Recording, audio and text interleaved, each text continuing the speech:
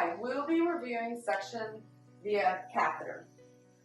The first thing we'll review is the suction guide posted at the bedside.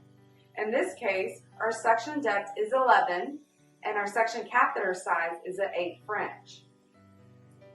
We'll don our sterile gloves in our kit. Ensure that the suction is set to 60 and 80 at the wall.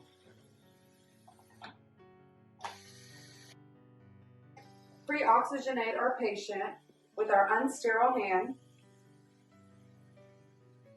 And we will insert the large bore catheter into the predetermined length. We'll loosen the ventilator connection. Insert the large bore catheter to 11 centimeters. Then rotate the catheter while withdrawing.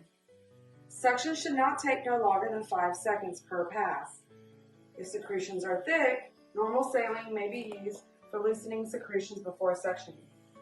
If needed, provide oxygen after suctioning to help the patient recover. After completion of the tracheal suctioning, the mouth and nares can be suctioned if needed. Again, note the amount, color, and consistency of secretions, as well as the patient's tolerance to the procedure.